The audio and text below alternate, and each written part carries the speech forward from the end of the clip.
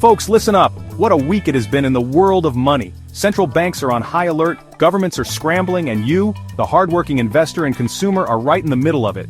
Inflation continues to be that uninvited guest at the party who just won't leave. Then there's the labor market. Low unemployment in some places, but wage growth isn't always keeping up with rising prices. And the tech sector, oh boy, the tech sector. After years of flying high, some of these giants are facing serious headwinds. These aren't isolated incidents, they are interconnected, creating a complex web of economic forces. And let's not forget the geopolitical stage, because it's throwing some serious curveballs into the mix. Trade tensions, which we thought might be simmering down, are flaring up again. This creates uncertainty, and markets absolutely hate uncertainty. Regional instabilities in various corners of the globe are also adding to the jitters. These aren't just abstract political games, they have real-world consequences for supply chains, for commodity prices, and for international investment.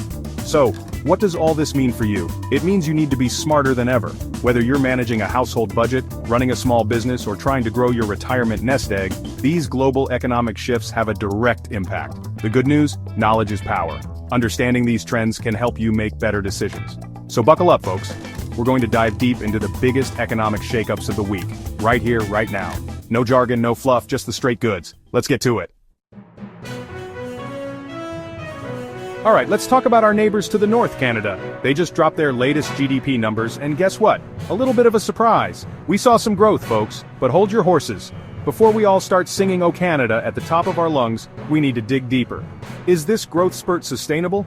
Or is it just a temporary blip on the radar? Consumer spending is a huge piece of the puzzle. The next few months will be crucial for Canada. Booyah! Now let's turn our attention south of the border to the good old US of A, and boy did we get a curveball with the latest Q1 GDP numbers. A contraction. Yes, you heard that right.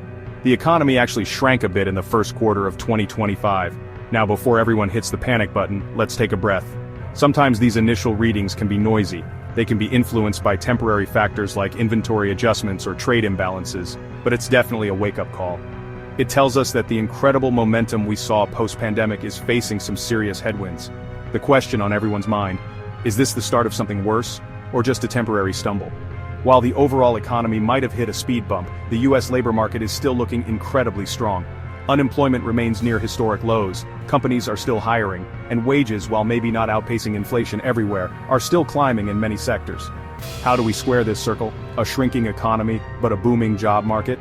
It's a paradox that has economists and policymakers puzzled.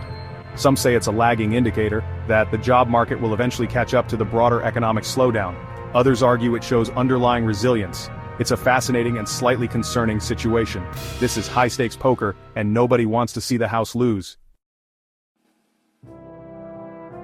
Section 4. Global flashpoints, trade wars, tariffs, and tech turmoil. Alright, let's zoom out and look at the bigger global picture because things are getting spicy out there.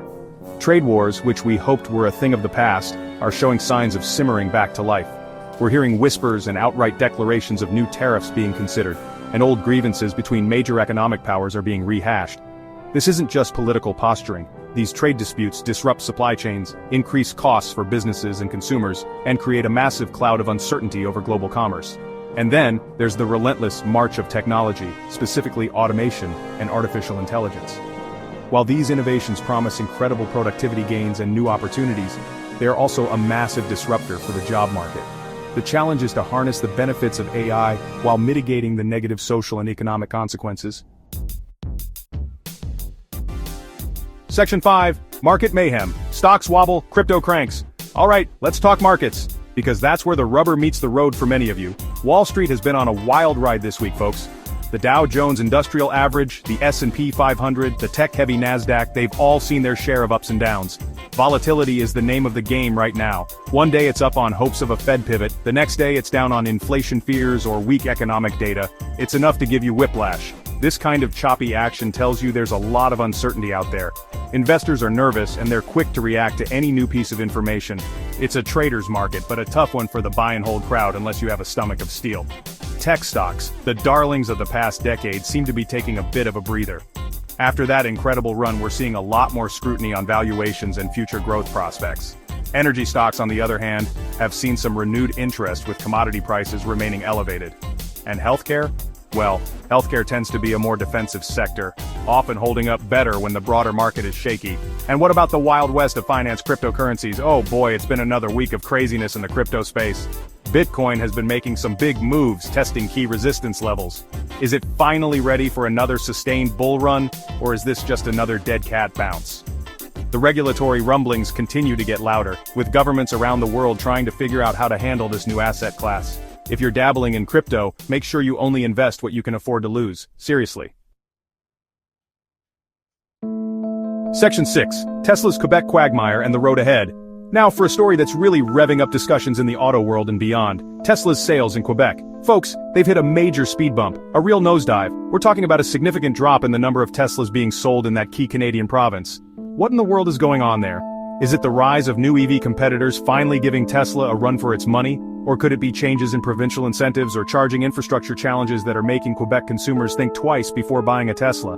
Let's analyze this plunge a little closer. Is this just a temporary blip on Tesla's radar, a one-quarter anomaly? Or does it signal a more profound shift in consumer preferences or a fundamental problem with Tesla's strategy in the Quebec market, and potentially Canada as a whole? The company has enjoyed a dominant position in the EV space for years, but that dominance is increasingly being challenged. This sales drop in Quebec could be an early warning sign that the competitive landscape is changing rapidly. Tesla will need to adapt, perhaps by adjusting pricing, improving local service, or even offering models more tailored to specific regional needs. The pressure is on.